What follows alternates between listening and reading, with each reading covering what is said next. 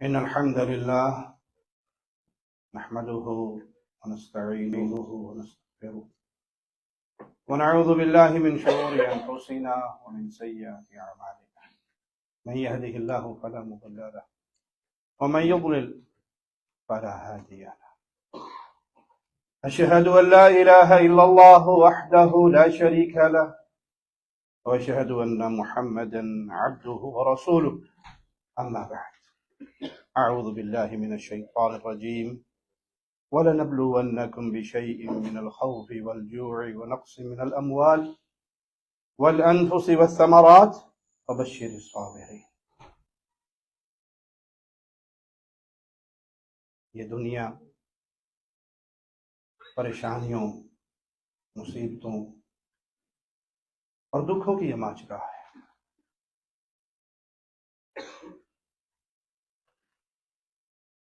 سکون، اطمینان، خوشی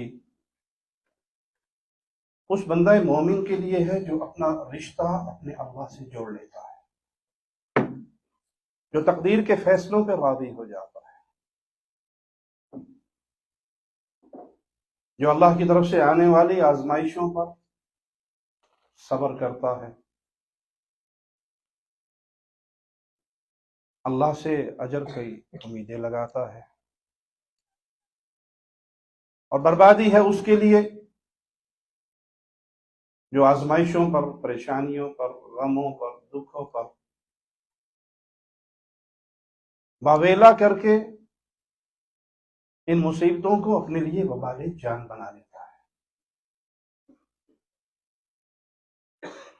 آزمائشیں، پریشانیاں، مصیبتیں کیوں آتی ہیں؟ کیا برے لوگوں پہ آتی ہیں؟ کیا آزمائشوں کا آنا ناراضگی کا، اللہ مالک کی طرف سے دھتکار دینے کا ایک ذریعہ ہے؟ یہ دلیل ہے؟ ایک صاحب کہنے لگے کہ اللہ اپنے بندوں سے ان کی ماؤں سے بڑھ کر محبت کرتا ہے۔ مشہور اور غلط بات یہ ہے کہ 70 ماؤں سے بڑھ کر پیار کرتا ہے۔ 70 کا ہندسہ ہمیں نہیں معلوم کہاں سے آیا۔ رب کی اپنے بندوں کے لیے جو رحمت ہے اس کو رب ہی جانتا ہے۔ اچھا، اگر رب اتنی محبت اپنے بندوں سے کرتا ہے تو پھر مسلمانوں پہ جو آزمائشیں آتی ہیں، تکلیفیں آتی ہیں، پریشانی آتی ہیں، تو مجھے نہیں لگتا کہ کوئی ماں اپنی اولاد کو ان پریشانی میں دیکھے اور صبر کرے۔ اور مسلمان کتنی پریشانیوں میں، شام کے مسلمانوں کے ساتھ کیا بارود کی آگ برسائی گئی ان کے اوپر، عراق کے مسلمانوں کے ساتھ کیا ہوا، ابھی غزہ کے مسلمانوں کے ساتھ کیا ہو رہا ہے، دنیا بھر کے اندر مسلمان مظلوم ہیں۔ تو کیا یہ اللہ کی طرف سے ناراضگی کا یا رحمت سے دور کر دینے والا کوئی انداز ہے؟ نہیں۔ اللہ مالک اپنے بندوں کو آزماتا ہے، آزمائشیں بھیجتا ہے، پریشانیوں میں مبتلا کرتا ہے تاکہ اپنے بندوں کے درجات کو بلند کرے، تاکہ اپنے بندوں کے گناہوں کو معاف فرمائے۔ اللہ جس سے راضی ہوتا ہے اس کو آزمائشوں اور پریشانیوں میں مبتلا کرتا ہے تاکہ وہ اللہ کی طرف رجوع کرے، وہ اپنی زندگی کے معاملات کو، اپنے کردار کو ٹٹولے۔ مالک فرماتا ہے وَلَنَبْلُوَنَّكُمْ بِشَيْءٍ مِّنَ الْخَوْفِ وَالْجُوعِ۔ مالک آزماتا ہے خوف بھیج کر، بھوک بھیج کر۔ اگر یہ ماجرا ہوتا تو کبھی اللہ کے پیاروں پر کوئی آزمائش نہ آتی، اور جو آزمائشیں اللہ کے پیاروں پر آئی ہیں، انبیاء پر آئی ہیں، وہ تو کسی اور پہ نہیں آئی۔ تو اللہ خوف کے ذریعے، بھوک کے ذریعے، اموال کے اندر کمی نقص کر کے، پھلوں کے اندر کمی کر کے، یہ ساری چیزیں دے کر اپنے بندوں کو آزماتا ہے۔ لیکن یہاں پر ایک راز چھپا ہوا ہے، وَبَشِّرِ الصَّابِرِينَ۔ ان مصیبتوں پر، ان آزمائشوں پر، ان غموں پر جو صبر کرنے لگ جائے تو ایسے صبر کرنے والوں کے لیے بشارت ہے۔ دنیا کے اندر بھی بشارت ہے اور قیامت کے دن تو ان کی عظمت کا کیا کہنا. رسول اللہ صلی اللہ علیہ وسلم کا فرمان ہے ان عظم الجزاء مع عظم البلاء. جتنی بڑی آزمائش آتی ہے اتنا ہی بڑا اللہ نے اجر دینا ہوتا ہے. آزمائش کی جو کیفیت ہے وہ جتنی شدت پہ ہوگی اتنی ہی شدت پہ اللہ کی طرف سے انعام بھی ملے گا, اجر بھی ملے گا. تو ان آزمائشوں پر خوش نصیب وہ ہے جو اللہ کے ساتھ جڑ گیا, بد نصیب وہ ہے جس نے واویلا کر کے, شور شرابہ کر کے, بے صبری کر کے. حدیث میں آتا ہے کہ جب انسان کے بیٹے کی روح قبض کی جاتی ہے اور اللہ مالک کے فرشتے اس روح پہ لے کر جاتے ہیں تو اللہ پوچھتا ہے کہ تم نے میرے بندے کے جگر گوشے کی روح قبض کی, اس کا ریئیکشن کیا تھا؟ کہ تیری حمد و ثنا کر رہا تھا, تیری حمد و ثنا کر رہا تھا. کہ میرے بندے کے لیے پھر بیت الحمد جنت کے اندر ایک محل تیار تھا جس سے اس کی آنکھیں چھین لی جاتی ہیں. اگر وہ بندہ صبر کرے اور رب کی حمد و ثنا کرے اس کے لیے بھی حدیث میں یہی انعام ہے کہ جنت میں ایک بیت الحمد اس کے لیے تیار کر دیا جاتا ہے. اگر واویلا کرے تیرا ہی پیو مرنا سی, اے موت دے فرشتے نے میرا کوئی بوا نشان لا لیا, اے ہجے تے ابا مریا سی, ہنے اما ٹر گئی, ہن پتر مر گیا. اس واویلی سے ملے گا کیا؟ کچھ بھی نہیں. ہاں بے صبری کر کے جو اللہ نے آپ کے لیے اجر و ثواب کا ایک سامان رکھا ہے آپ اس سے بھی محروم ہو جائیں گے. رسول اللہ صلی اللہ علیہ وسلم کا فرمان ہے وَإِنَّ اللَّهَ تَعَالَى إِذَا أَحَبَّ قَوْمًا ابْتَلَاهُمْ. اللہ جب کسی قوم سے محبت کرتا ہے تو انہیں آزمائش میں مبتلا کرتا ہے.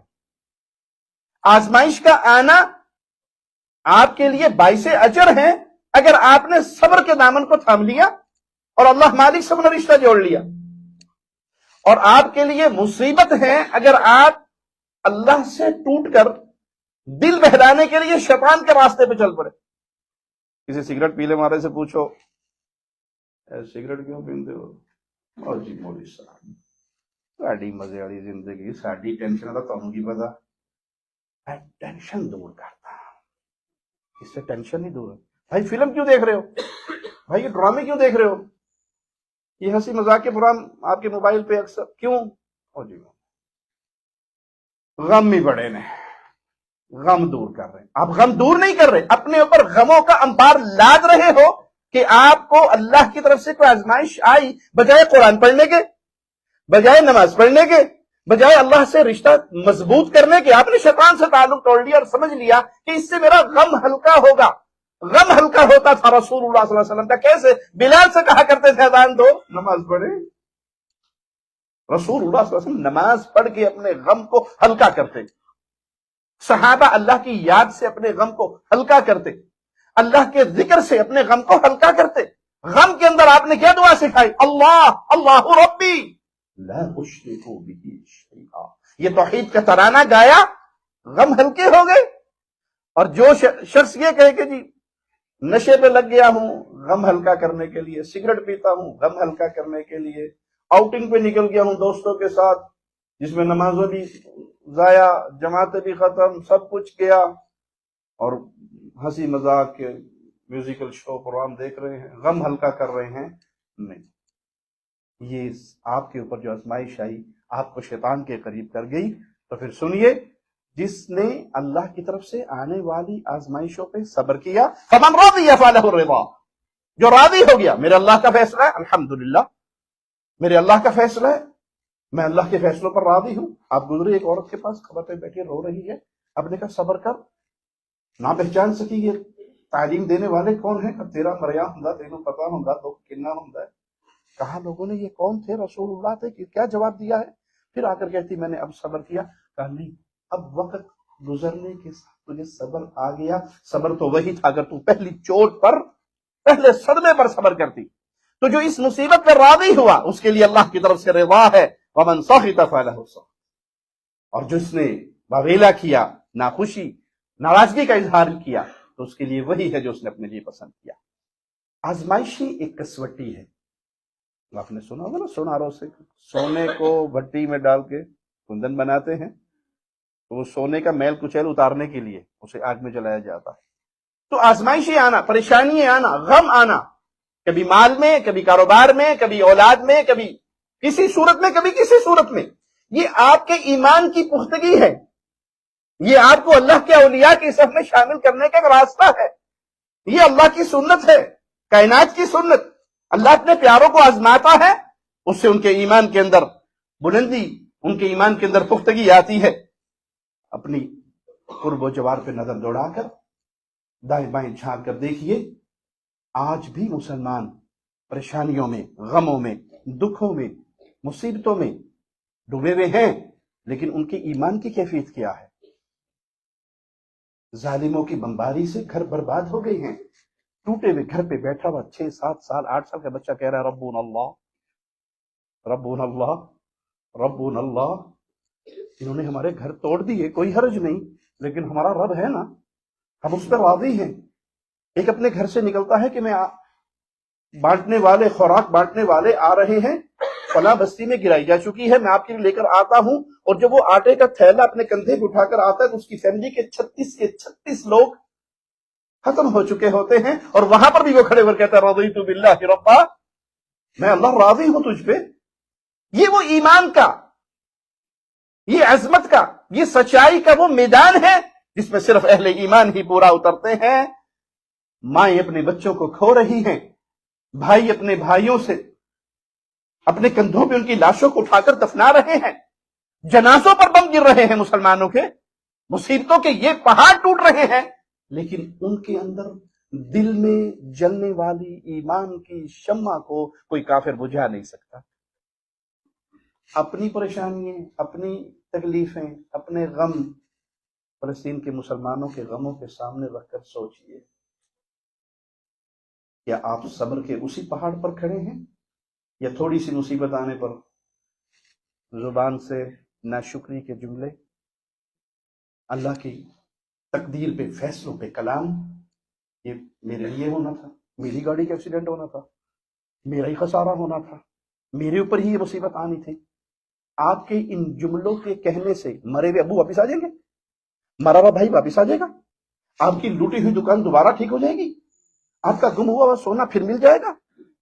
वो दुनिया का खसारा तो गया ही गया, ईमान का भी खसारा हुआ कि आप रब के फैसलों पर राजी नहीं हुए।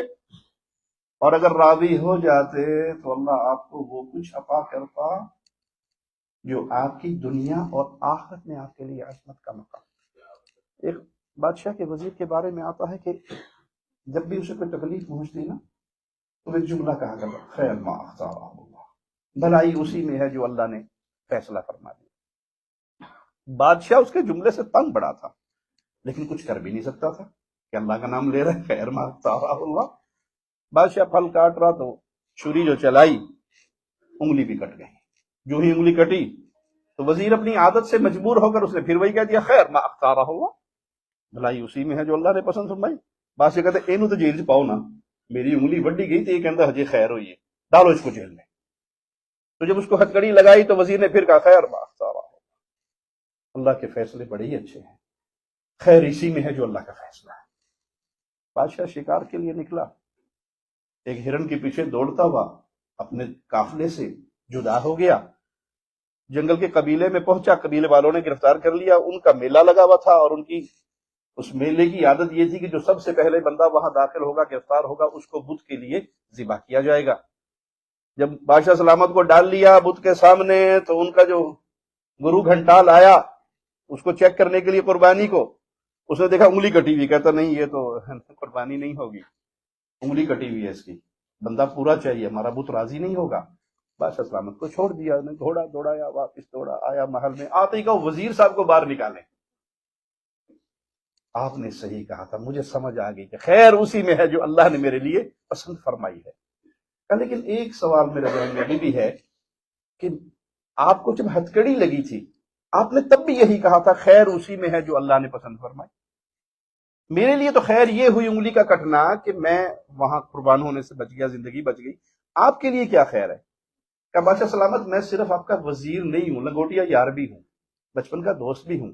आपकी सारी सिक्योरिटी वाले अब से दूर हो गए, मैं ना दूर होता, मैं आपके साथ रहता, اور پھر میں بھی گرفتار ہوتا، میری انگلی تو پوری تھی نا، سائیں میں نے اٹھا دینا سی، تینوں چھڑ دینا سی۔ میرے لیے جیل میں جانے میں بھی خیر ہے کہ میں جیل میں چلا گیا، زندگی تو بچ گئی، تیری انگلی کٹ گئی لیکن زندگی تو بچ گئی۔ تو بشر الصابرین، صبر کرنے والوں کے لیے بشارت۔ تو یہ جو آزمائشیں ہیں یہ اندھیری سرنگ نہیں ہے کہ آپ اس میں داخل ہوگے تو ہلاک ہوگے اور برباد ہوگے اور مایوسی کو اپنے اوپر آپ چڑھا لیں، نہیں، یہ اللہ کا انتخاب ہے آپ کے لیے۔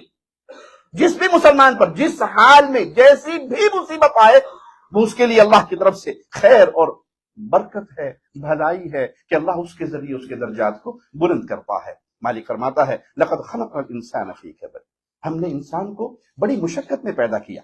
تو مصیبت آزمائش اہل ایمان پر آئے، صبر کیجئے، اللہ سے اپنے رشتے کو توڑیے نہیں، رشتہ مضبوط کیجئے۔ جتنا رشتہ مضبوط کریں گے اتنا ہی آپ کے ایمان کے اندر بہار آئے گی۔ ان مصیبتوں پہ صبر کرنے کے لیے ایک ہی قوت ہے اور وہ ایمان کی قوت ہے۔ آئیے رسول اللہ صلی اللہ علیہ وسلم کا فرمان سنتے ہیں، ان من اشد الناس بلاء الانبیاء۔ انبیاء کون لوگ ہیں؟ افضل ترین ہستی ہے نا، اللہ کے نبیوں سے بڑھ کر کوئی، غیر انبیاء میں نبیوں سے افضل کوئی؟ جھوٹ بولتے ہیں جو یہ کہتے ہیں کہ سیدنا علی انبیاء سے بھی افضل ہیں، جھوٹ بولتے ہیں۔ سیدنا علی انبیاء سے افضل، سب سے افضل ترین ہستی ہے انبیاء کی ہستی ہے، اللہ کے رسولوں کی ہستی ہے۔ انبیاء کے بعد باقیوں کا درجہ ہے جنہوں نے یہ عقیدے رکھے کہ ہمارے ائمہ معصومین ہیں اور وہ انبیاء سے افضل ہیں۔ معنی یہ کہ قادیانی تو صرف ایک سٹپنی کو مان کے کافر ہو گیا، تم نے تو گھڑ کے 12 تراشے ہوئے ہیں، تمہارے ایمان کو کیسے تسلیم کرو؟ یہ ختم نبوت کا انکار ہے۔ افضل ترین ہستی یہ انبیاء کی ہے، اور پیارے حبیب فرما رہے ہیں لوگوں میں سب سے زیادہ آزمائشیں، بلائیں، مصیبتیں کن پر آتی ہیں؟ انبیاء پر آتی ہیں۔ اگر یہ ناراضگی کا مظہر ہوتا تو نعوذ باللہ اللہ اپنے انبیاء سے ناراض ہے؟ اللہ تو سب سے بڑھ کر ان سے راضی ہے، لیکن سب سے بڑی آزمائش انہی پر آتی ہے۔ ثم الذین یلونہم ثم الذین یلونہم ثم الذین یلونہم، پھر جو ان کے بعد ایمان کے جس درجے پہ ہے اتنی آزمائش آئے گی، پھر اس کے بعد، پھر اس کے بعد، 3 درجے انبیاء کے بعد۔ لیکن سب سے زیادہ آزمائشیں، مصیبتیں، پریشانیاں کس پر آ رہی ہیں؟ اللہ کے انبیاء پر، اللہ کے رسولوں پر۔ ان پر مصیبتیں، ان پر آزمائشیں، ان کے درجات کی بلندی کے لیے، استقامت کا پہاڑ بنانے کے لیے، اور قیامت تک آنے والے اہل ایمان کے لیے روشنی کا مینار بنانے کے لیے، کہ یہ وہ جماعت ہے جو اللہ کی سب سے پسندیدہ پیاری ہستیاں ہیں۔ وقت کے نبی سے افضل دھرتی پہ کوئی اور نہیں ہوتا، سب سے افضل ہستی، اللہ اس کو نبی بناتا ہے۔ یہ صوفیاء کا باطل عقیدہ ہے کہ جو طریقت کے اوپر چلتے ہوئے جو لوگ پہنچے ہیں وہ شریعت سے بھی افضل ہے، جو خاتم الاولیاء ہیں وہ خاتم النبیین سے بھی افضل ہیں۔ یہ اہل ایمان کے عقیدے نہیں ہے۔ افضل ترین ہستی یہ انبیاء کی ہیں، اور ان پر سب سے بڑھ کر مصیبت آتی ہے، آزمائش آتی ہے۔ مالک کا فرمان سنیے، احسب الناس ان یترکوا یقولوا آمنا وهم لا یفتنون، کیا لوگوں نے یہ گمان کر لیا ہے کہ صرف یہ کہنے سے ہم مسلمان ہیں ان کی جان بچ جائے گی، انہیں چھوڑ دیا جائے گا، ان پر کوئی آزمائش، انہیں کسی فتنے میں مبتلا نہیں کیا جائے گا؟ مسلمان ہونے کا دعویٰ کرنا اور بات ہے، اور مصیبت کے وقت، پریشانی کے وقت، غم کے وقت ایمان پہ باقی رہنا اور بات ہے۔ اسی سے ایک مثال دے کے ایک بات اور بھی سمجھا دوں۔ رفع الیدین کی حدیثیں بیان کیجئے، آمین کی حدیثیں بیان کیجئے، سینے پہ ہاتھ باندھنے کی حدیثیں بیان کیجئے، ماشاءاللہ آپ کو حدیثوں پر آمین کہنے والے بہت سارے مل جائیں گے۔ نارمل زندگی کی حدیثیں ہیں نا۔ اور وفات کے وقت بتائیے کہ ابو جی فوت ہو جائیں تو غیر شرعی رسمیں نہیں کرنی۔ اب کیا ہے؟ مصیبت کی گھڑی ہے۔ مولوی صاحب بات تو ٹھیک ہے، لیکن قوم کیا کہے گی، برادری کیا کہے گی، ماموں کیا کہیں گے، دادا کیا کہیں گے، چچا کیا کہیں گے؟ تو پوری قوم سے ٹکر لینا میرے بس میں نہیں ہے۔ مصیبت میں ہی تو ایمان کا پتہ لگتا ہے۔ ایک خوشی اور ایک غمی، دو ہی تو موقع ہیں جہاں پر انسان کے ایمان کی چھلنی لگتی ہے، کہ یہ خوشی میں اللہ اور اس کے رسول کے حکموں کو چھوڑ کر قوم قبیلے کو برادری کو رسم و رواج کو اپناتا ہے، یہ اللہ اور اس کے رسول کے حکم پہ چلتا ہے، یہ غم میں، دکھ میں، مصیبت میں، آزمائش میں پہاڑ بنتا ہے استقامت کا، یہ اپنے عادات اور اطوار کے پیچھے دوڑتا ہوا بھاگتا ہوا نظر آتا ہے۔ تو پیارے بھائی، ایمان کا دعویٰ کرنا اور چیز ہے، اور آزمائشوں کی گھڑیوں میں ایمان کے اوپر ڈٹ جانا اور چیز ہے۔ وَلَقَدْ فَتَنَ الَّذِينَ مِنْ قَبْلِهِمْ فَلَيَعْلَمَنَّ اللَّهُ الَّذِينَ صَدَقُوا وَلَيَعْلَمَنَّ الْكَاذِبِينَ، ان سے اگلوں کو بھی ہم نے خوب آزمایا، یقیناً اللہ انہیں بھی جان لے گا جو سچ کہتے ہیں اور انہیں بھی جو جھوٹے ہیں۔ آزمائش کے آنے پر سچی اور جھوٹے کا فیصلہ ہوتا ہے۔ مصیبت کے آنے پر آپ کتنا دین کے ساتھ رہتے ہیں اور کتنا دین سے بھاگتے ہیں۔ اور جی مولوی صاحب، باقی تو میں آپ کے سارے درس سنتا ہوں، لیکن آج میرے بیٹے کی شادی ہے اور ایک میرا منڈا ہے، تے ہن حدیثاں اپنے کول رکھیا جائے، 2 دن صبر کریا جائے، مینوں اپنے تسلی کر لین دیا جائے، آج سب کچھ ہوگا، 3 دن کے بعد میں آپ کی بات دوبارہ سنوں گا، لیکن خوشی کا موقع ہے۔ مومن کی یہ کیفیت نہیں ہوتی، وہ خوشی اور غمی ہر حال میں اللہ کے حکموں کے سامنے سر جھکا ہوا۔ میرے رب کا حکم یہ ہے، میرے رسول صلی اللہ علیہ وسلم کی حدیث یہ ہے، میرا سر جھکا ہوا ہے۔ میرے گھر میں جو جھنڈا غالب ہوگا وہ اللہ اور اس کے رسول کے حکموں کا ہوگا۔ ایک دعویٰ ہے اور ایک اس دعوے کی دلیل ہے۔ دلیل کی ضرورت کب پڑتی ہے؟ جب خوشی یا غمی کی گھڑی آتی ہے، جب آزمائشوں کا وقت آتا ہے۔ ام حسبتم ان تدخلوا الجنة ولما يعلم الله الذين جاهدوا منكم ويعلم الصابرين، تم یہ سمجھ بیٹھے ہو کہ تم جنت میں چلے جاؤ گے، دعویٰ کرنے سے تمہیں جنت مل جائے گی؟ ابھی تک اللہ نے یہ ظاہر نہیں کیا تم میں سے جہاد کرنے والے اور صبر کرنے والے کون ہیں؟ اللہ کے راستے میں محنت کرنے والے، اللہ کے حکموں کے سامنے سر جھکانے والے، اللہ کی طرف سے آنے والی آزمائشوں پہ صبر کرنے والے کون ہیں؟ یہ فیصلہ نہیں ہوا تو صرف دعویٰ کرنا کافی نہیں ہے۔ میں اہل حدیث ہوں جی، بڑا پکا اہل حدیث ہوں، میں جی الحمدللہ کہیں مزارات پہ نہیں جاتا، کہیں میں قبروں پہ سجدے نہیں کرتا، میں قبروں کا طواف نہیں کرتا، میں فجر کی نماز جی مجھے دعا کرو اللہ توفیق دے دے۔ کہاں گئی آپ کی توحید؟ یہ ہلکی سی رضائی الصلاۃ خیر من النوم کا آوازہ سن کے اگر آپ اتار کے نہیں پھینک سکتے، ایمان میں کتنی رونق ہوگی آپ کے؟ 8 بجے اٹھ کے پڑھیں یا 9 بجے اٹھ کے پڑھیں، وہ بھی کوئی نماز ہے۔ شیخ ابن باز رحمہ اللہ وقت کے امام گزرے ہیں، سائل سوال کرتا ہے کہ میں ڈیلی، کبھی نہیں کہ نیند زیادہ ہو گئی، پھنس گیا، نیند غالب ہو گئی، رات لیٹ سویا، نہیں، کبھی کبھار ڈیلی کی میری روٹین یہ ہے کہ میں الارم صبح 8 بجے کا لگاتا ہوں، کیونکہ 8:30 میں ڈیوٹی پہ جانا ہوتا ہے اور میں اس وقت نماز پڑھتا ہوں۔ میرے لیے کیا حکم ہے؟ مفتی اعظم کا فتویٰ ہے کہ تو کافر ہے، مسلمان نہیں۔ اور دلیل کیا لے کر ہے؟ قرآن حکیم سے۔ ایسے شخص کو دیکھا ہے من اتخذ الہہ ہوا، جس نے خواہش کو رب بنا لیا۔ اللہ نے جو وقت مقرر کیا تھا تو انہیں اپنی مرضی سے اس کو چینج کر کے اپنی مرضی کا وقت بنایا۔ نماز پڑھ رہا ہے لیکن تو خواہش کی پوجا کر رہا ہے، رب کی پوجا نہیں۔ رب کی پوجا کی وہی گھڑی ہے جو اللہ نے مقرر کی۔ اگر آپ اہل توحید ہیں اور توحید میں اتنی آپ کے عقیدے میں قوت نہیں کہ اس کمبل کو اٹھا کر پھینک سکے، اس رضائی کو اٹھا کر پھینک سکے اور دوڑتے ہوئے اللہ کے گھر کی طرف خیر و برکات پانے کے لیے جا سکے، اور پھر یہ سمجھے کہ میں بڑا پکا موحد ہوں، تو لوٹیے اپنے عقیدوں کی طرف، لوٹیے اپنے اعمال کی طرف، ٹٹولیے اپنے ایمان کو، اس حرارت کو زیادہ کیجئے۔ یہ ایمان نہیں ہے۔ ایمان تو یہ ہے، عمر ابن خطاب آتے ہیں، نابینا شخص ہو گیا ہے، کہتے ہیں اس اندھے پن کو بہانہ بنا کر جماعت سے نماز نہ چھوڑنا۔ امیر المومنین لیس لی قائد، میرا تو کوئی انگلی پکڑ کے مسجد لانے والا بندہ ہی کوئی نہیں ہے، میں کیا کروں گا؟ کہا یہ ڈیوٹی میری ہے، تیری نہیں، میں ڈیوٹی لگاؤں گا۔ تیرا مسلمان بھائی تجھے گھر سے لے کر جایا کرے گا، نماز پڑھا کے گھر چھوڑ کر جایا کرے گا، لیکن اندھے پن کو دلیل بنا کر اپنے گھر میں نہ بیٹھ جانا کہ میں نماز گھر میں ہی پڑھوں گا۔ اللہ سے تعلق بھائی، یہ زندگی ہے کتنی؟ یہ ختم کب ہو جانی ہے یہ تو پتہ ہی نہیں۔ جتنی ہے اس گھڑی کو استعمال کر کے اپنے اللہ سے اپنے رشتوں کو مضبوط کر لیجئے۔ ام حسبتم ان تدخلوا الجنة ولما يأتكم مثل الذين خلوا من قبلكم، تم یہ گمان کر بیٹھے ہو جنت میں چلے جاؤ گے، حالانکہ تم پر وہ حالات نہیں آئے جو تم سے اگلے لوگوں پر آئے۔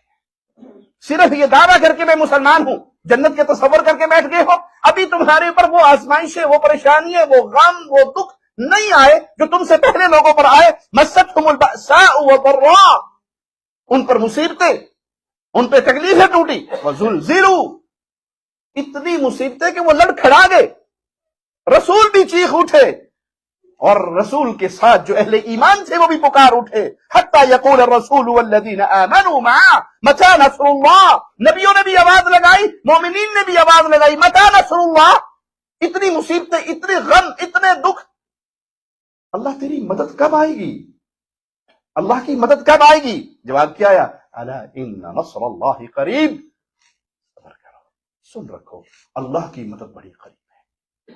تو یہ آزمائش میرے اور آپ کے ایمان کا امتحان لینے کے لیے، ایمان میں اضافہ کرنے کے لیے، ایمان کے اندر اور بہت عزتیں بڑھانے کے لیے، وہ مقام دینے کے لیے جو رب نے تمہارے لیے پسند کیا ہے۔ فرمان مصطفیٰ صلی اللہ علیہ وسلم سنیے، من یرید اللہ بہ خیرا یصب منہ، اللہ جس کے لیے خیر کا ارادہ فرما لیتا ہے، اللہم اجعلنا منہم، اللہ خیر والوں میں شامل فرما، اللہ شر والوں میں شامل نہ فرمانا۔ اللہ ہم بڑے کمزور ہیں، آزمائشوں سے محفوظ رکھنا، لیکن کوئی گھڑی ایسی آ جائے تو مولا صبر کا دامن ہمارے ہاتھوں سے نہ چھوٹے۔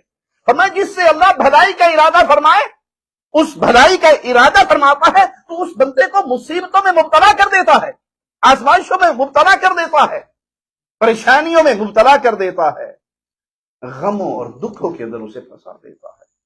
لیکن خوشخبری کتنی بڑی ہے، قیامت کا دن ہوگا، ایسے شخص کو لایا جائے گا جس نے دنیا میں کوئی غم ہی نہیں دیکھا، کوئی پریشانی نہیں دیکھی، کوئی دکھ ہی نہیں دیکھا۔ وہ پنجابی کہتے ہیں منہ جو سونے کا چمچا لے کے جمن والا، جو منہ سے نکالا بابا ملینئر تھا، پورا ہوتا گیا، کبھی نہ تو سنا ہی نہیں،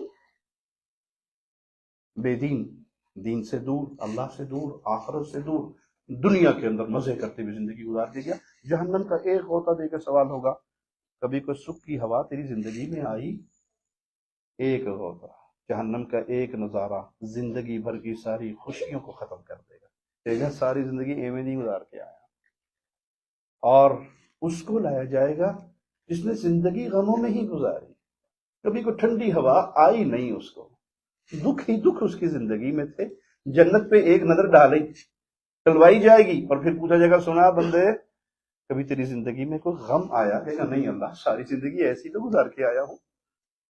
یہ ہے میرے بھائی مختصر سی زندگی کا اینڈ، ساری زندگی کے غم اور ساری زندگی کی خوشیاں ایک ایک نظر کے ساتھ ختم ہو جائیں گی۔ آئیے فرمان مصطفیٰ سنتے ہیں، یود اہل العافیت یوم القیامہ حین یعطی اہل البلاء الثواب، جو دنیا میں عافیت کے ساتھ، مزے کے ساتھ زندگی گزار کر گئے، کوئی ٹینشن، کوئی غم، کوئی دکھ، کوئی پریشانی نہیں، یہ جب ان لوگوں کو دیکھیں گے جنہوں نے غموں میں زندگی گزاری ہوگی کہ اللہ ان کو اجر میں کیا کچھ عطا فرما رہا ہے، تو ان کا حال کیا ہوگا، ان کا ثواب کیا ہوگا؟ لو ان جلودہم کانت قرضت فی الدنیا بالمقارض، ان کی تمنا یہ ہوگی کاش ہماری جلدوں کو زندگی میں کینچیوں سے کاٹا جاتا، اس پہ ہم صبر کرتے تو آج یہ جو اجر ان کو ملا ہے وہ ہمیں مل جاتا۔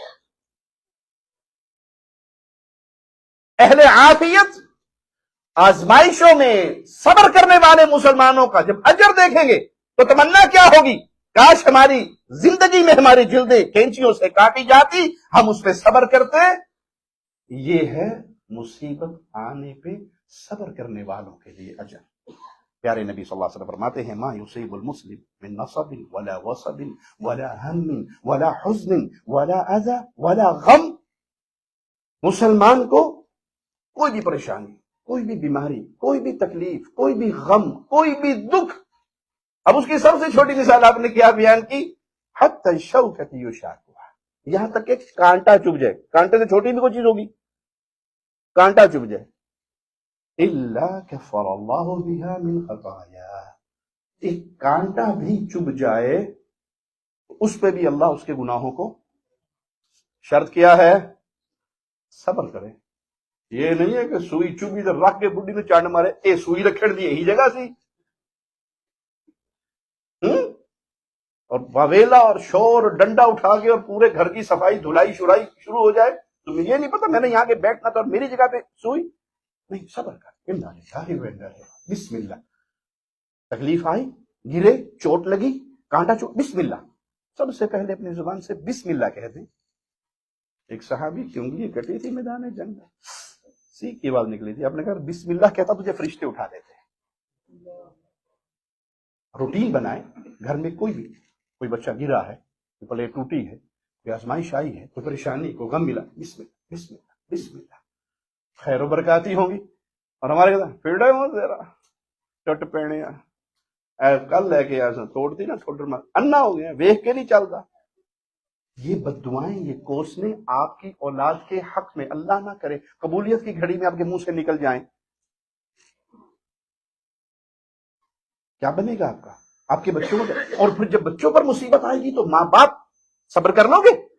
جب نہیں تو اپنے بیٹے کے لیے خیر کی دعا کر دو، اللہ سلامت رکھے میرے بیٹے، کوئی بات نہیں، ٹوٹ کی کوئی بات نہیں، اللہ اور دے دے گا، آپ کو تو نہیں چوٹ لگی، اللہ حفاظت فرمائے، اللہ برکت دے، اللہ خوش رکھے، اللہ سلامت رکھے، اللہ آزمائشوں سے بچائے، یہ دعا دیجیے، بجائے پھیٹے منہ سے۔ یہ پھیٹے منہ کیا ہے؟ یہ لعنت ہے۔ یا ہم بولتے نہیں ہیں تو ہاتھ سے کہہ دیتے نا، یہ کیا ہے؟ لعنت ہے۔ کفر اور لعنت یہ دو فتوے ایسے ہیں، دونوں میں سے ایک پر ضرور پڑتا ہے۔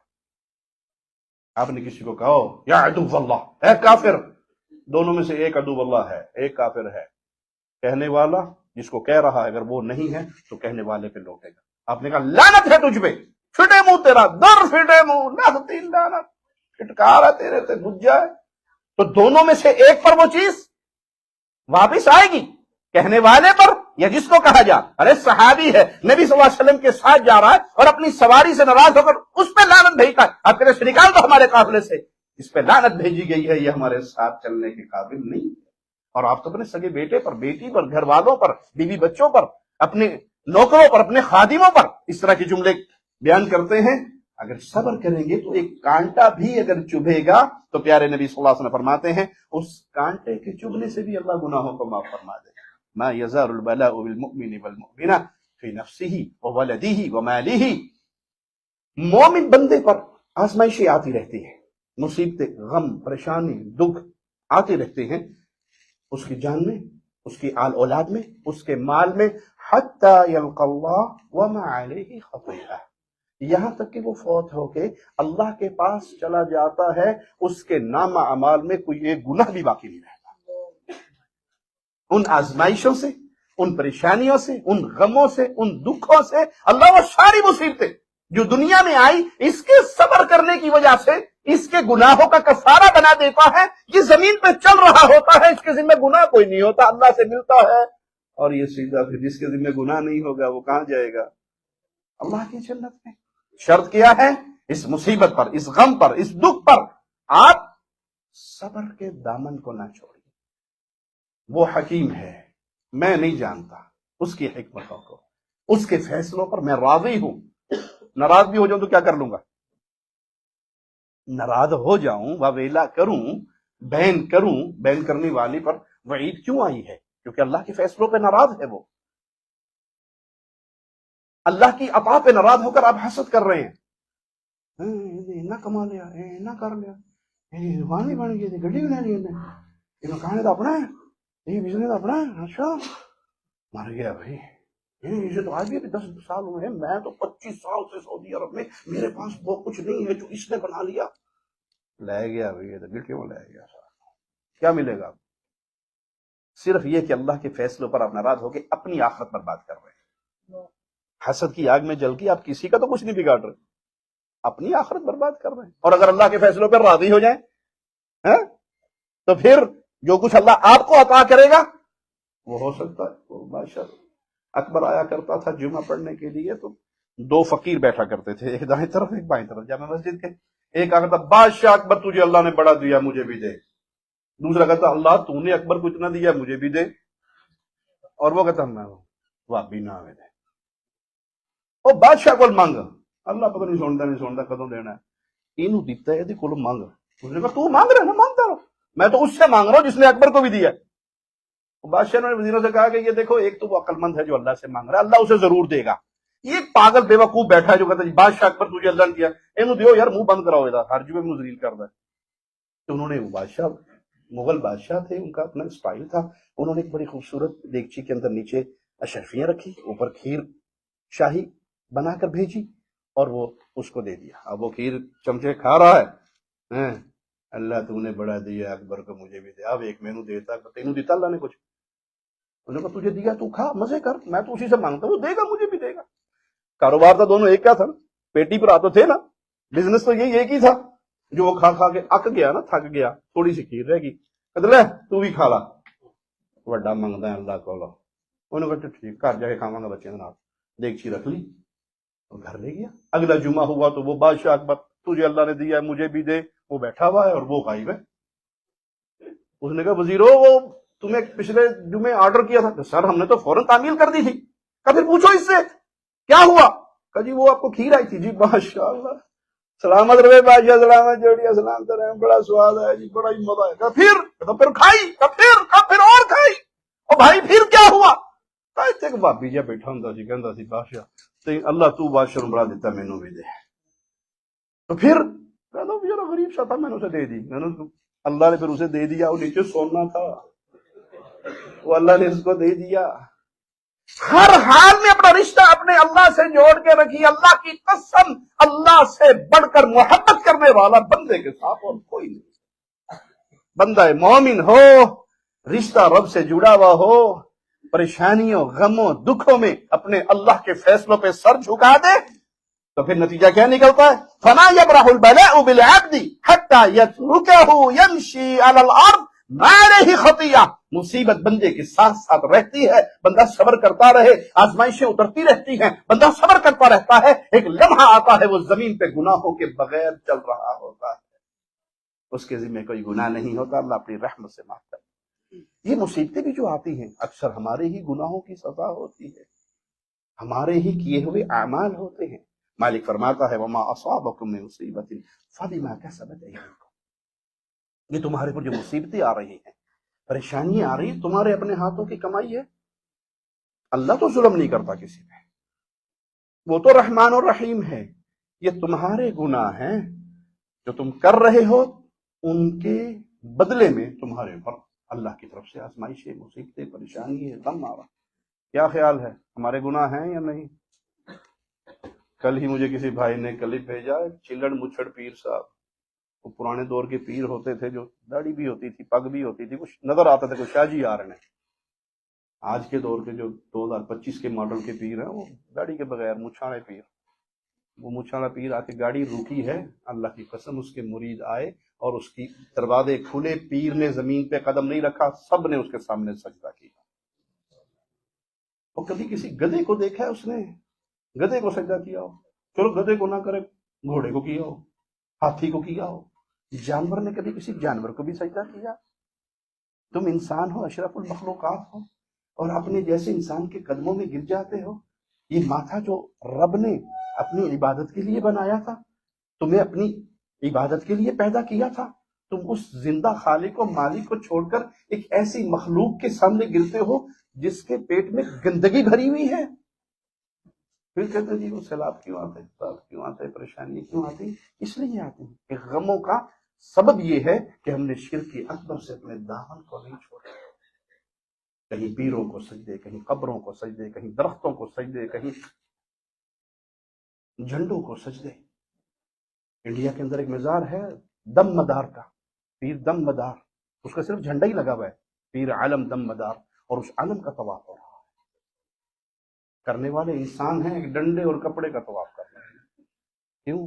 یہاں سے ہمیں بہت کچھ ملے گا۔ تو جو یہ مصیبتیں، یہ جو کچھ ہمارے ساتھ ہو رہا ہے، اس کے اندر ایک بہت بڑا حصہ ہماری اپنی بدعقیدگیوں کا ہے۔ آزمائش کا آنا انسان کے لیے ایک نعمت اس طرح بھی ہوتی ہے کہ آزمائش کے آنے سے بندہ رجوع کرتا ہے، توبہ کرتا ہے۔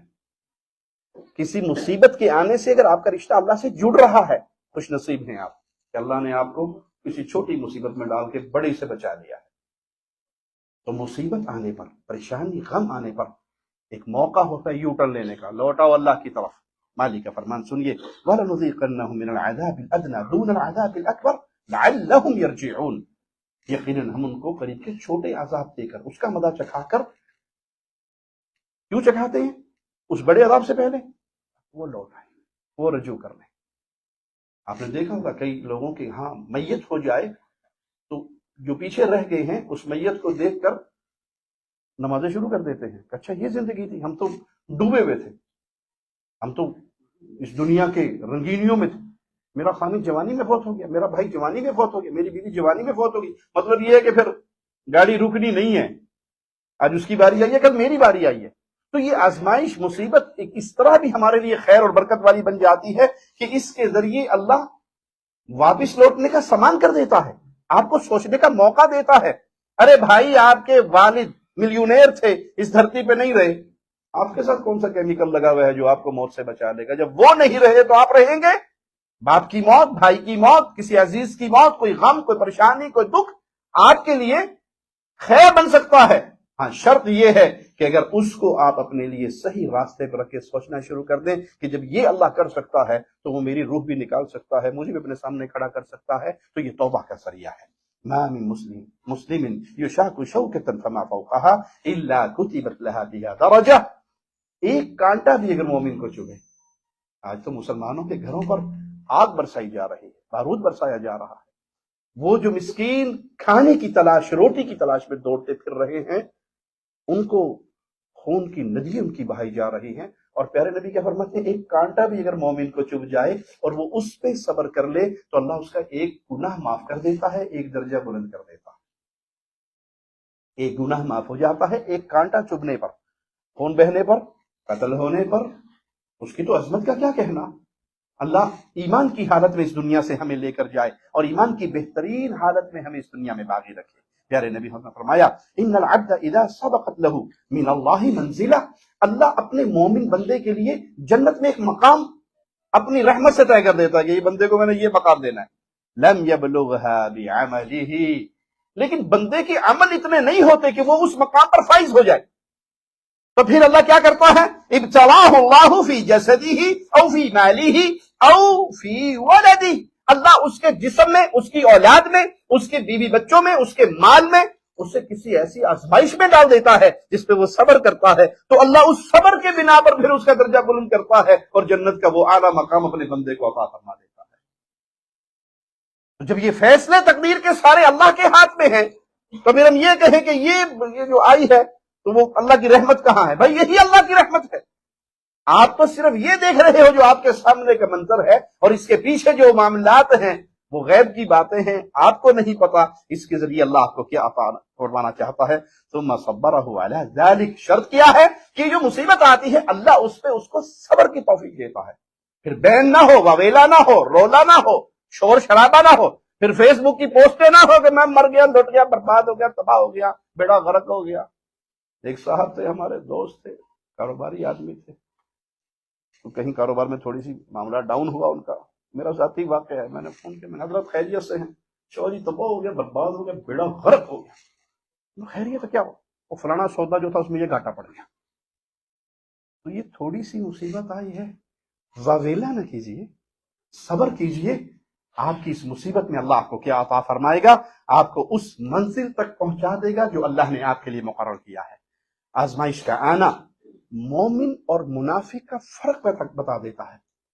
ایمان کے دعوے بھی تو سارے ساتھ چل رہے ہیں، جب آزمائش آتی ہے تو ایمان نکھر کے سامنے آ جاتا ہے، اسی طرح نفاق بھی کھل کے سامنے آ جاتا ہے۔ احسب الناس ان یترکوا ان یقولوا آمنا وهم لا یفتنون، لوگوں نے یہ گمان کر لیا کہ ہم نے دعویٰ کر لیا کہ ہم مومن ہو گئے تو خلاص معاملہ ختم ہو گیا، اب ہمارے ایمان کے فیصلے ہو گئے۔ نہیں، یہ معاملہ نہیں ہے۔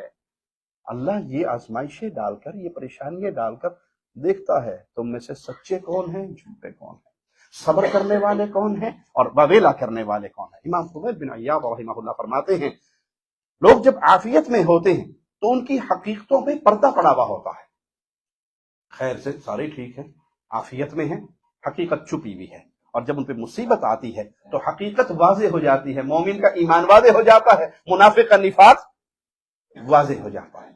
تو آزمائش آ کر اللہ کھرے اور کھوٹے میں فیصلہ کر دیتا ہے۔ اللہ ہمیں اپنی رحمت سے کھروں میں شامل رکھے۔ اللہ ہمیں مصیبتوں کے موقع پر صبر کرنے کی توفیق عطا فرمائے. اور بعض دفعہ یہ آزمائش ہمارے گناہوں کی سزا بھی ہوتی ہے. ظہر الفساد فی البر والبحر بما کسبت ایدی الناس، مالک کا ہی فرمان ہے. خشکی اور تری میں جو مصیبتیں آئی ہوئی ہیں، پریشانیاں آتی ہیں، یہ وہی ہے جو تمہارے اپنے ہاتھوں کے کرتوت ہے، اپنے ہاتھوں کا کردار ہے. جو تم کرتے ہو اللہ وہی تمہارے سامنے ظاہر فرما دیتا ہے. میرے رب کے فیصلوں کو اور اس کی حکمتوں کو رب ہی جانتا ہے. سنیے پیارے نبی صلی اللہ علیہ وسلم فرمان، اذا اراد اللہ بعبده الخیر عجل له العقوبہ فی الدنیا. اللہ جب بندے سے خیر کا فیصلہ فرماتا ہے تو اس کے گناہوں پہ دنیا میں ہی پکڑ کر لیتا ہے، تاکہ یہی اس کی معافی طلبی ہو کے معاملہ صاف ہو جائے. وَإِذَا أَرَادَ اللَّهُ بِعَبْدِهِ الشَّرَّ أَمْسَكَ عَنْهُ بِذَنبِهِ.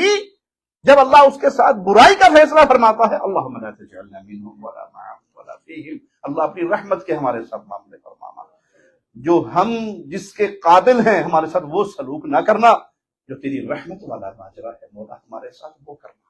جب اللہ شر کا فیصلہ کسی بندے کے لیے فرما لیتا ہے تو اس کے گناہوں پر اسے اس کی ڈھیل چھوڑ دیتا ہے، کھلی رسی، جو کرنا ہے کرتا. پھر اس کے ان گناہوں کا بدلہ انہیں قیامت کے دن دیتا ہے. تو یہ آزمائش کا آنا، گناہوں کا اس دنیا میں پکڑ ہو جانا، معاملہ یہیں پہ صاف ہو جانا ہے. پیارے نبی صلی اللہ علیہ وسلم نے فرمایا، وَإِنَّ الرَّجُلَ لَيُحْرَمُ الرِّزْقَ بِذَنبٍ يُصِيبُهُ. بندہ دنیا میں گناہ کرتا ہے، اس گناہ کی سزا کے طور پہ اللہ اس کے رزق میں کمی کر دیتا ہے. خیر ہے، نیکیے ہیں تو رزق میں بھی فراوانی ہے، برکتیں ہیں. اور اگر گناہ ہے، پھپھو نے یہ کیا تھی، میں نہیں آج بعد پھپھو نے میرا جانا ہے، چاچو نے یہ کہا تھا میں چاچو کے گھر نہیں جاؤں گا، نانوں نے یہ کہا تھا میں دوبارہ ان کے گھر میں قدم رکھوں گا. یہ صلہ رحمی کے رشتے ہیں. اگر آپ یوں توڑنا شروع کریں گے، نتیجہ کیا نکلے گا؟ آپ کے رزق میں کمی ہوگی. اور رزق میں اضافہ چاہتے ہو تو پیارے نبی نے کیا فرمایا، جو یہ چاہتا ہے میرے رزق میں اضافہ ہو، کیا کرے؟ پیسے واسطے نہیں، اللہ واسطے. پیسہ پرافٹ ہی ملے گا، لیکن اللہ کو راضی کرنے کے لیے صلہ رحمی کیجیے. یاد رکھیے، جب انسان پورے صراط پہ قدم رکھے گا، اللہ اپنی رحمت سے، اپنے فضل سے، اپنے کرم سے اس مشکل گھڑی میں ہمیں اپنی رحمت سے، اہل ایمان جس طرح تیز ہواؤں کی طرح نکل جائیں گے، پلک جھپکتے نکل جائیں گے، اللہ ہمیں بھی ویسے وہاں سے ایک طرف رحم کھڑا ہو جائے گا، ایک طرف امانت کھڑی ہو جائے گی. آج بہت آسان ہے لوگوں کی امانتیں لے کے کھا جانا، بہت آسان ہے. کیا جاتا ہے، کیا جاتا ہے؟ آپ کو کسی نے 1.5 لاکھ 2 لاکھ 4 لاکھ ریال دیے کاروبار کے لیے، جی میرا پیسے کاروبار کر لو، اور آپ اسے 6 مہینے سال نعرہ لگا کے پھر کہو جی میں بھائی تیرے پیسے کھا گیا، ہوں گے تو دے داں گا. کیا گیا میرا؟ کچھ گیا؟ ایک زبان ہی تھوڑی سی ہلی نا، منہ پہ تھوڑا سا شرم کے آثار ہی آئیں گے نا، لگ گیا بھائی، کھا پی گیا تیرے پیسے، میرے کو کوئی نہیں. لیکن پورے صراط پہ قدم رکھنے والا ہے بندہ، ایک طرف امانت کھڑی ہے، ایک طرف رحم کھڑا ہے. ماں باپ کو فون نہ کرنے والوں، بیویوں کے پیچھے لگ کے ماں باپ سے رشتے توڑ دینے والوں، یا ناجائز کسی کی خاندان کی باتیں سن کے بیویوں سے برا سلوک کرنے والوں، ترازو برابر رکھیے. ناجائز کسی کے ساتھ نہ کیجیے، وہ ماں باپ ہو یا بیوی بچے ہوں، وہ بہن بھائی ہوں یا رشتہ دار ہوں، وہ خالہ پھوپھی ہوں. ایک طرف رحم کھڑا ہے اور ایک طرف امانت کھڑی ہے، اور دونوں سوال کر رہے ہیں، اور آپ وہاں سے گزر رہے ہیں، اور آپ وہاں پر آپ کا حساب. اور یہاں دنیا میں بہت آسان ہے کسی کو کہنا بھی تیرے پیسے مار لیے میں نے، جو کر سکنا کر لا، جو کر سکتے ہو کر لو، میرے پاس نہیں ہے. لیکن وہاں اگر زندگی میں، میری ایک نصیحت اپنے بھائی کی یاد رکھیں، اگر زندگی میں کبھی آپ کو یہ اختیار کرنا پڑے کہ آپ ظالم بنیں یا مظلوم، ویسے اللہ کے رسول کی دعا ہے دونوں معاملوں سے، انا اظلم او اظلم، میں ظلم کروں یا مجھ پہ کوئی ظلم کرے، نہ ظالم بنوں نہ مظلوم، اللہ دونوں سے بچانا. لیکن اگر زندگی میں کبھی اختیار کرنا پڑ جائے کہ ظالم یا مظلوم میں سے ایک کو سلیکٹ کرنا پڑا، آپ کے لیے لازم ہو گیا، تو اپنے آپ کو مظلوموں کی لسٹ میں رکھنا، ظالموں کی لسٹ میں نہ رکھنا. یہ دنیا تو گزر جائے گی. وہ جو لوگوں کا مال آپ نے کھا کے اپنے بچوں کے لیے بینک بیلنس بنا لیے ہیں نا، سب سے پہلے بچوں نے اپنے ہاتھ سے مٹی بھر بھر کے آپ پہ ڈالنی ہے. سب سے پہلے آپ کے بھائی نے مٹی ڈالنی ہے، جو وراثت آپ کی بانٹیں گے، کھائیں گے، مزے کریں گے، اور آپ اس کا، لوگوں کے مال کا حساب. کبھی ظالم کی لسٹ میں نہ آنا بلکہ ہمیشہ مظلوم کی لسٹ میں آنا. سیدنا علی فرمایا کرتے تھے گناہوں کی وجہ سے آزمائش آتی ہے اور توبہ کرنے سے آزمائش ٹل جاتی ہے. گناہوں کی وجہ سے آزمائش آئی, آپ کو احساس ہو گیا یہ گناہ ہے, اللہ سے معافی مانگیے, آئندہ نہ کرنے کا عزم کیجئے, کسی انسان کا حق ہے تو اس کو واپس دیجئے, وگرنہ پھر یاد رکھیے زمین پہ جو فساد ہے وہ پھیلتا ہے انسانوں کے انہی گناہوں کی وجہ سے. تو جب ہم کتاب اللہ کو پڑھتے ہیں, قرآن حکیم کو پڑھتے ہیں, رسول اللہ صلی اللہ علیہ وسلم کی احادیث کو پڑھتے ہیں, تو ہمیں کیا نظر آتا ہے کہ اللہ کے سب سے پیارے بندے, سب سے عظیم بندے, ان پر اللہ کی طرف سے بڑی آزمائشیں آئی. ایوب علیہ السلام مال میں, صحت میں, اولاد میں کتنی آزمائشیں آئیں, لیکن ان آزمائشوں پر کیا کیا انہوں نے؟ صبر کرتے رہے. قیامت تک آنے والے اہل ایمان کے لیے نور کا مینارہ بن گئے. آزمائش بہت بڑھ گئی تو بڑے ہی ادب کے ساتھ اپنے رب کو پکار کر کیا کہا؟ وَأَيُّوبَ إِذْ نَادَىٰ رَبَّهُ أَنِّي مَسَّنِيَ الضُّرُّ وَأَنْتَ أَرْحَمُ الرَّاحِمِينَ. اللہ بڑی تکلیف پہنچی ہے, اللہ تو بڑا رحم کرنے والا ہے. آپ کے 1 ملین نہیں 10 ملین فالوورز ہوں اور اپنی مصیبت آپ ان کے ساتھ شیئر کریں انسٹاگرام پہ, فیس بک پہ, کچھ ملے گا؟ جی 4 آپ کے ساتھ ہمدردی کے جملے بولیں گے تو 5-4 شوگر ملا بھی لیں گے, میں نے پتا نہیں نہ پاپی تو ہیں تم کھڑیا پہ ہیں. لیکن اپنی وہی مصیبت اپنے رب کے ساتھ شیئر کیجیے سجدوں میں. رب انی مسنی الضر وانت ارحم الراحمین. اللہ کہاں جاؤں, کس کے پاس جاؤں, کس کو سناؤں؟ تیرے سے بڑھ کر رحمان اور رحیم تو کوئی ہے ہی نہیں. تو میں اپنی ساری مصیبتیں, اپنے سارے غم اس رحمان کے سامنے کیوں نہ بیان کروں جس طرح ایوب علیہ السلام نے بیان کیے. اور پھر اللہ نے وہ مال, صحت, اولاد میں جو آزمائش ہے اسے دگنی کر کے خیر و برکتوں سے بھر کے اپنے بندوں کو اس سے نواز دیا. یوسف علیہ السلام بچپن میں ہی بھائی پیچھے پڑ گئے, اٹھا کے اندھے کنویں کے اندر پھینک دیا. وَأَلْقُوهُ فِي غِيَابَةِ الْجُبِّ. اگر کوئی فیصلہ کرنا ہی اسے قتل نہ کرو, کنویں میں پھینک دو, کوئی قافلہ گزرتا آئے گا اٹھا کر لے جائے گا. اور پھر چند دراہم کے بدلے بیچ ڈالا, تھوڑی سی قیمت وصول کر لی.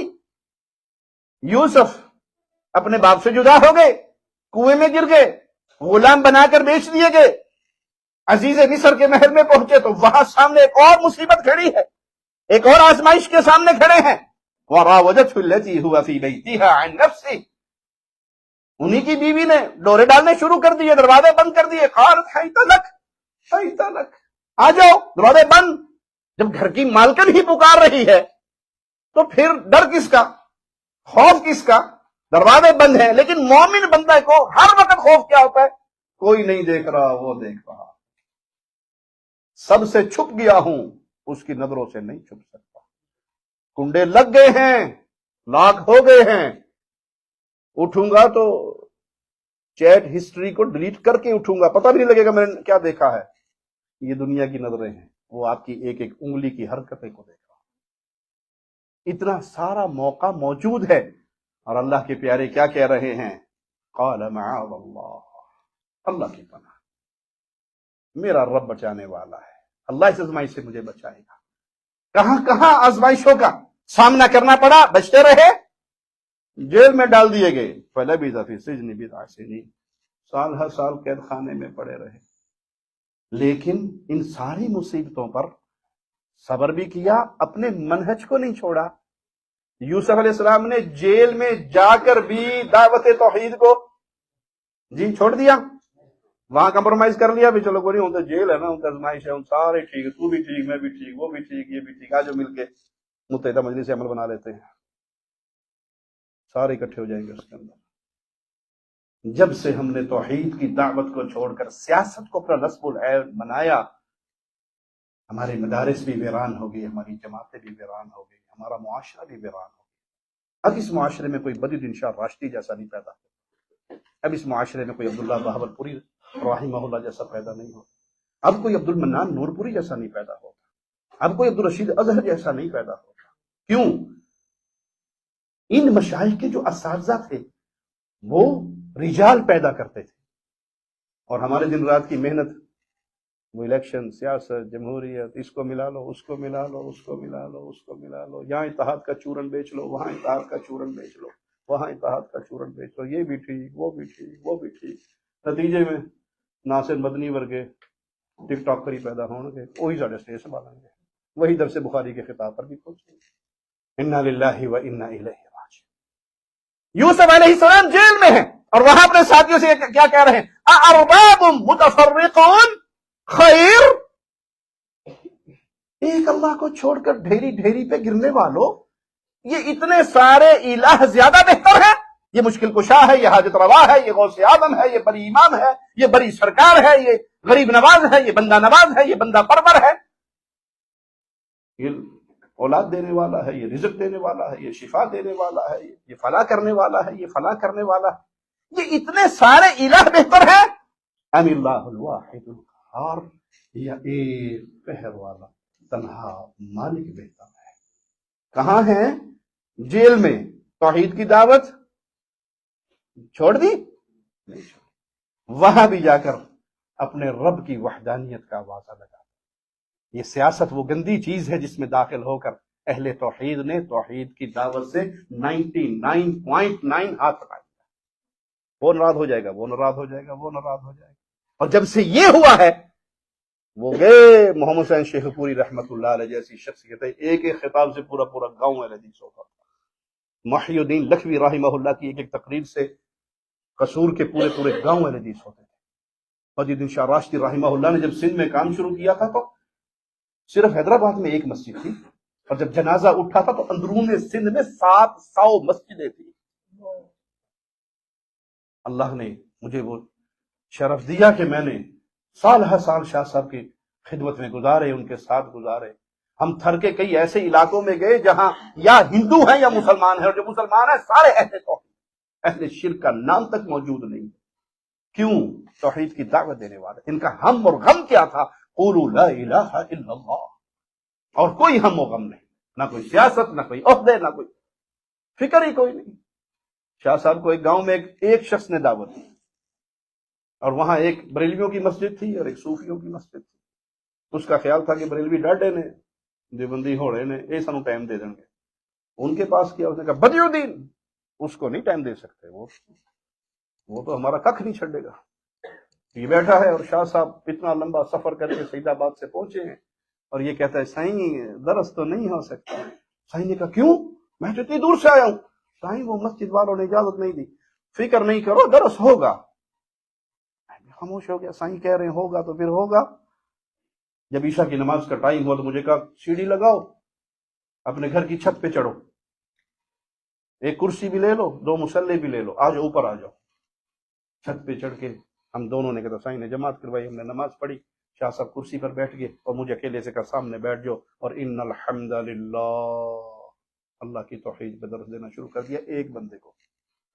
چھوٹا سا گاؤں تھا، نہ کوئی بجلی، نہ کوئی شور شرابہ، نہ کوئی گاڑیاں۔ شاہ صاحب کی آواز جب توحید کی گونجی، ادھر گھر سے 2 بندے نکلے، ادھر سے 4 نکلے، 5 نکلے، مڑ کے دیکھا تو 15-20 لوگ ہو گئے۔ تھوڑی دیر بعد دیکھا تو 100 ہو گئے، تھوڑی دیر بعد دیکھا پورا گاؤں میرے گھر کے سامنے خالی میدان میں بیٹھا، اور شاہ صاحب نے 2.25 گھنٹے رب کی توحید سنائی۔ 2.25 گھنٹے۔ میں نے اپنی زندگی میں بدی الدین شاہ راشدی رحمت اللہ علیہ سے پڑھ کر قرآن پڑھنے والا کوئی بندہ دیکھا ہی نہیں۔ قرآن ان کی زبان پہ پانی کی طرح بہتا تھا۔ جب شاہ صاحب کی تقریر ختم ہوئی تو پورا گاؤں کھڑے ہو کے کہنے لگا اگر یہ مسلک اہل حدیث ہے سائیں، آج سے ہم سارے ہی اہل حدیث ہیں۔ ان کا مقصد تھا لوگوں کے اندر عقیدہ توحید کو پھیلانا، اس عقیدے کو راسخ کرنا۔ یوسف علیہ السلام جیل میں ہیں، آواز کیا لگا رہے ہیں؟ مَا تَعْبُدُونَ مِن دُونِهِ إِلَّا أَسْمَاءً سَمَّيْتُمُوهَا أَنْتُمْ وَآبَاؤُكُمْ۔ ان کو پوچھتے ہو، یہ جو تم جن کو پوج رہے ہو، یہ جو تم نے نام بنائے ہوئے ہیں، یہ تلاشی میں تمہارے اور تمہارے ماں باپ کے ہیں، آباء و اجداد کے ہیں۔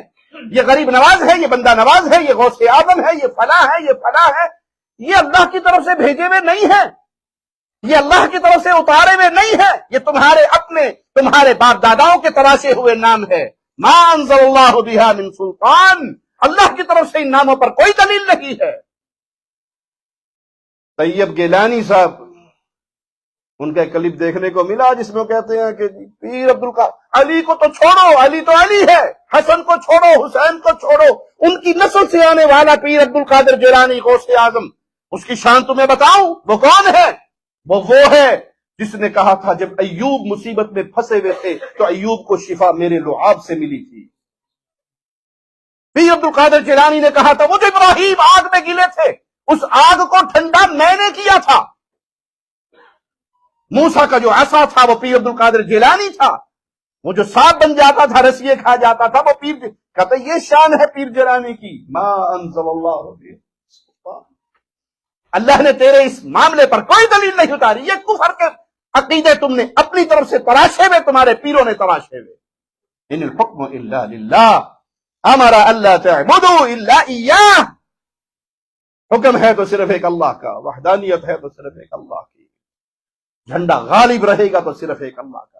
مجھے حکم کیا ہے، تمہیں آرڈر کیا ہے کہ عبادت کرو تو صرف ایک اللہ کی کرو، یہی وہ سیدھا راستہ ہے، لیکن اکثر لوگ نہیں جانتے۔ تو بھائیو توحید کی دعوت کو کبھی نہ بھولو۔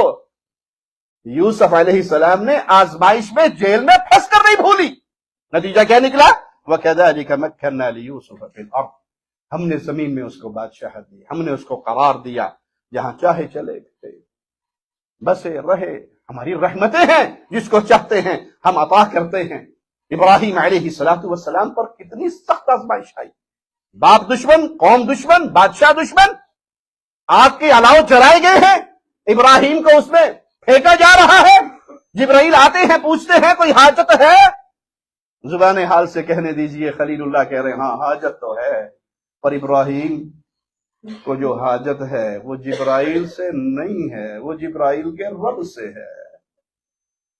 جبرائیل میرا حال میرا رب تجھ سے زیادہ جانتا ہے، حسبنا اللہ ونعم الوکیل، میرا اللہ مجھے کافی ہے، وہ کارساز ہے، اس کے ہوتے ہوئے مجھے کسی اور کی ضرورت۔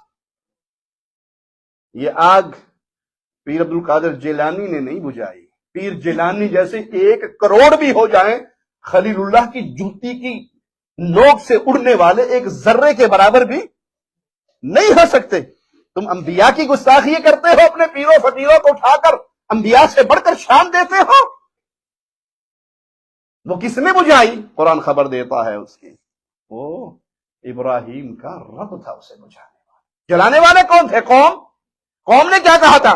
حرقوہ وانصروا آلہتکم، جلا کے اس کو گستاخ کو راکھ کر دو، اپنے الہوں کی مدد کرو۔ یہ الہ ہوتے تو انہیں تمہاری مدد کی ضرورت، یہ الہ ہوتے تو جب اس کی گردنیں ابراہیم علیہ السلام کاٹ رہے تھے تو یہ اپنے آپ کو بچا نہ لیتے، یہ تو مورتیے ہیں تراشی ہوئی تمہارے اپنے ہاتھوں کی۔ میرے مالک نے پھر آرڈر جاری کیا، قلنا یا نار کونی بردا وسلاما علی ابراہیم، آج تیرا کام تو جلانا ہے لیکن تیرے اندر جو آ رہا ہے وہ میرا خلیل ہے، اس کے لیے خیر اور سلامتی اور برکت والی بن جا۔ آگ بجھی، ابراہیم علیہ السلام کا بابا باہر کھڑا دیکھ رہا، آگ بجھ جاتی ہے، ابراہیم سلامت کھڑے ہیں، وہیں سے آواز لگاتا ہے بہترین رب تو تیرا رب ہے یا ابراہیم، تیرے رب سے بہتر کوئی اور، یہ رب ہے جو بچاتا ہے۔ ہر حال میں انبیاء نے اپنے رب کی طرف آزمائشوں پر کیا کہا؟ فصبر جمیل، یعقوب علیہ السلام کیا کہہ رہے ہیں؟ فصبر جمیل، جو کچھ مجھے پہنچا ہے ہاں اس پہ صبر جمیل کروں گا، اللہ سے ہی مدد مانگوں گا۔ تو یہ وہ راستہ ہے جو انبیاء نے مجھے اور آپ کو دیا ہے۔ قرآن حکیم کے اس مقام پر غور کیجئے اور آج مسلمانوں پہ ہونے والے مظالم کو بھی دیکھیے اور اس کے ساتھ مقارنہ کیجئے۔ وسائل بدل گئے ہیں، دشمنی وہیں پہ کھڑی ہے، اور وہ دشمنی ایمان اور عقیدے کی ہے۔ قتل اصحاب الاخدود، جن لوگوں نے خندقیں کھودی، رب کے ماننے والوں کو اس میں ہلاک کیا، ان کے لیے ہلاکت و بربادی ہے۔ النار ذات الوقود، یہ خندقیں کیا تھی؟ آگ کی خندقیں تھی جو اہل ایمان کو اس میں جھونکنے کے لیے دھڑکائی گئی تھی، ان کو جلایا گیا تھا، اہل ایمان کو اس کے اندر پھینکا گیا تھا۔ اذ ہم علیہا قعود، کافر بادشاہ اور اس کے کارندے آگ کے کنارے پر بیٹھ کے مسلمانوں کے جلنے کے مناظر کو دیکھتے تھے۔ وَهُمْ عَلَى مَا يَفْعَلُونَ بِالْمُؤْمِنِينَ شُهُودٌ، مسلمانوں کے ساتھ وہ جو کچھ کر رہے تھے وہ اس پر گواہ تھے، اپنی آنکھوں کے سامنے دیکھ رہے تھے۔ وَمَا نَقَمُوا مِنْهُمْ إِلَّا أَن يُؤْمِنُوا بِاللَّهِ الْعَزِيزِ الْحَمِيدِ، کس چیز کا انتقام لیتے ہیں یہ مسلمانوں پہ ظلم کر کے؟ کس چیز کا؟ ان کے آج سینے میں درد ہے وہ صرف یہ کہ یہ ایک اللہ کو ماننے والے، یہ کہتے ہیں ربنا اللہ۔ مسلمانوں کا جرم یہ ہے، حدیث میں یہ واقعہ آپ نے مشاہد سے بارہا سنا ہوگا، ایک بادشاہ، اس کے بعد جادوگر بوڑھا ہو گیا، اس نے کہا کوئی نوجوان مجھے دے دو جس کو میں جادوگری سکھا دوں، مر جاؤں گا تو پھر تیرے پاس کون سا جادوگر ہوگا۔ ایک ذہین فتین نوجوان دے دیا گیا، نوجوان جادوگر کے پاس جاتا، راستے میں ایک راہب ملتا، اس راہب کے پاس بیٹھا، اس کی باتیں بھی اچھی لگی، اس سے بھی سیکھنے لگ گیا، جادوگر کے پاس بھی جانے لگ گیا، اور پھر ایک گھڑی آئی کہ وہ گزر رہا ہے اور ایک بہت بڑا جانور راستہ روک کر پڑا ہوا ہے، کہتا ہے آج میں دیکھتا ہوں کہ جادوگر ٹھیک ہے یا وہ راہب ٹھیک ہے، پتھر اٹھا کر مارتا ہے کہ اللہ اگر تیرے نزدیک وہ راہب کی باتیں زیادہ بہتر ہیں تو اس جانور کو ہلاک کر دے، لوگوں کا راستہ کھل جائے۔ پتھر لگتا ہے وہ ہلاک ہو جاتا ہے، مشہوری ہو جاتی ہے، اندھے کو رقیہ کرتا ہے، دم کرتا ہے، ہاتھ پھیرتا ہے، ٹھیک ہو جاتا ہے، کوڑی کو ہاتھ پھیرتا ہے، ٹھیک ہو جاتا ہے۔ بادشاہ کا وزیر اندھا ہو گیا تھا، اسے بھی خبر ملی، پہنچ گیا کہ سنا ہے تو اندھے کو ٹھیک کر دیتا کہ میں تو نہیں کرتا، وہ تو اللہ کرتا ہے۔ یہ بھی توحید کی دعوت کو قبول کر گیا، آنکھیں ٹھیک ہو گئی، بادشاہ کی گود میں جا کر پھر یہ بھی بیٹھا ہوا ہے، بادشاہ پوچھتا ہے تیری آنکھیں کس نے ٹھیک کی؟ اس نے کہا اللہ نے کی۔ انہوں نے کہا میرے علاوہ کسی اور کو بھی رب مانتا ہے؟ اس نے کہا میرا اور تیرا رب ایک ہی ہے اور وہ عرش والا۔ کس نے پٹی پڑھائی؟ کہا وہ نوجوان نے۔ نوجوان کو بلاتا ہے کہ اچھا جادوگری میں اتنا ماہر ہو گیا کہ تو آنکھیں بھی ٹھیک کرنے لگ گیا؟ اس نے کہا نہیں، جادوگری میں ماہر نہیں ہوا، یہ تو میرے رب کی رحمت ہے، جس کو چاہتا ہے شفا، میرے علاوہ کسی اور کو رب مانا ہے؟ ظلم کرتا ہے، وہ بتا دیتا ہے خبر کہاں سے ملی ہے، راہب کو لایا جاتا ہے، اس کو مارا جاتا ہے۔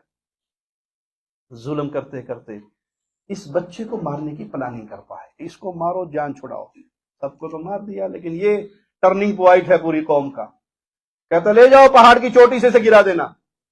لشکر کا ایک گروہ لے کر جاتا ہے، پہاڑ کی چوٹی سے پھینکنے لگتا ہے تو یہ اپنے عرش والے سے باتیں کرتا ہے، اللہ مغفرنی بما شئت، اللہ توحید کے داعی کو مارنے لگے ہیں، تو جو چاہے ان کے ساتھ سلوک کر اور میری حفاظت فرما۔ پہاڑ لرزتا ہے، پورا گروہ نیچے گر کے ہلاک ہو جاتا ہے، یہ چلتا واپس آ جاتا ہے، پھر بھیجتا جاؤ اسے جا کے سمندر کے گہرے پانیوں میں پھینک دو، وہاں جا کے پھر وہی دعا کرتا ہے، وہ واپس آ جاتا ہے اور کشتی والے سارے ہلاک ہو جاتے ہیں۔ یہ بادشاہ سے کہتا ہے بادشاہ سلامت بات سنیں، اگر آپ نے مارنا ہے تو میں آپ کے طریقوں سے مارا نہیں جا سکتا، مجھے مارنے کے لیے میرا طریقہ اختیار کرو۔ انہوں نے کہا اللہ دا واسطہ دس تیرے کو جان کی میں چھٹنی، میری تو خدائی خطرے میں پڑی ہوئی ہے۔ اس نے کہا ایک ہی طریقہ ہے، سب لوگ اکٹھے کرو، پوری قوم اپنی اکٹھی کرو، ایک اونچی جگہ پہ مجھے کھڑا کرو، میری کمان اور میرا تیر لو اور پھر میرے رب کا نام لے کے وہ تیر مجھے مارو، بلند آواز سے کہو اس غلام کے رب کے نام سے قتل کرتا ہوں، وہ تیر مجھے لگے گا تو میں مارا جاؤں گا، اور کوئی طریقہ تیرا کامیاب نہیں ہو سکتا۔ ساری قوم اکٹھی کر لیتا ہے اور بچے کو اس کے کمان اس کا تیر لے کے رب کے نام سے مارتا ہے، بچہ کنپٹی پہ تیر لگتا ہے اور وہیں پہ فوت ہو جاتا ہے۔ مڑ کے ساری قوم پچھلے دن ساری کہہ رہے ہوتے ہیں اشہد ان لا الہ الا اللہ۔ وزیر کہتے ہیں ایک منڈا مار کے ساری قوم نے مسلمان کر چھڑیا، تو اب کیا بنے گا؟ یہ تو سارے کے سارے کلمہ پڑھ گئے ہیں۔ ان کے لیے خندقیں کھودو، خندقوں میں ان کو جلا دو، خندقوں میں گرایا جا رہا ہے، آگ جلائی جا رہی ہے اور وہ ساری قوم جلنے مرنے پر تیار ہے۔ آج بھی پوری مسلمان اہل سنت قوموں کو جلایا جا رہا۔ شام کے اندر مسلمانوں پر کون کون سے بم نہیں گرائے گئے، کون کون سا ظلم نہیں ہوا، کیا طریقے کفار نے اختیار نہیں کی۔ کیوں؟ کیونکہ یہ اہل سنہ ہیں، یہ قرآن اور حدیث کو ماننے والے ہیں، یہ ایک رب کی توحید کو مانتے ہیں، یہ علی کو خدا نہیں کہتے، یہ کسی اور کی پوجا نہیں کرتے۔ یہی انتقام لینے کے لیے آج دنیا کے مختلف کونوں میں مسلمانوں پر ظلم ہوتا ہے۔ اگر کوئی یہ کہے کہ یہ کیا ہے، یہ آزمائش ہے ان کے لیے، ظالموں کے لیے جہنم کا عذاب تیار ہو رہا ہے اس کے ذریعے، اور مسلمانوں کے لیے آزمائش اور درجات کی بلندی اور گناہوں کی معافی ہے۔ یہ مسلمان ہیں جن کو خندقوں میں گرایا جا رہا ہے، اور منظر یہاں تک بھی آیا کہ ایک عورت دوڑتی ہوئی آئی اس میں پھینکنے کے لیے، جب پھینکا گیا بچہ اس کے ہاتھ میں ہے، گود میں ہے، اور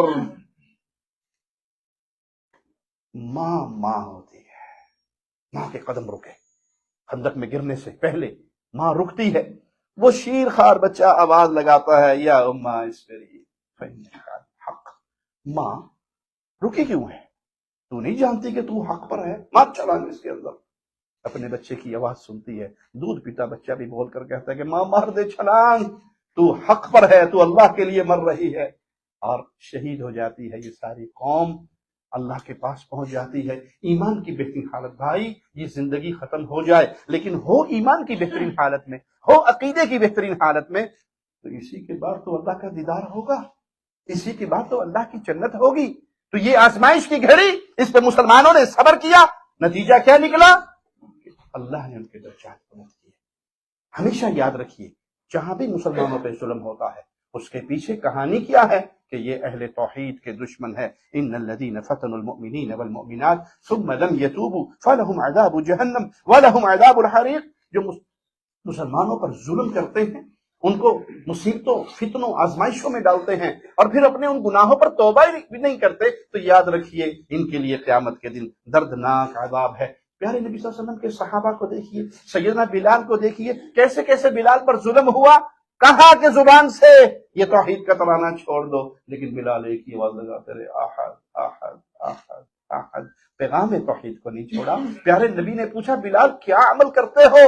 रब की जन्नत में चल रहा था, तू दुनिया पे चल रहा था, तेरी जूतियों की आवाज को मैं अल्लाह की जन्नत में सुन रहा था। आले यासर मुसलमान होते हैं, कुफार क्या कुछ जुल्म नहीं करते, मुसलमानों पर किस तरह अज़ाब के कोड़े नहीं बरसाते, और प्यारे नबी देख रहे हैं, प्यारे नबी मौजूद हैं, अल्लाह की सारी कुव्वतें मौजूद हैं।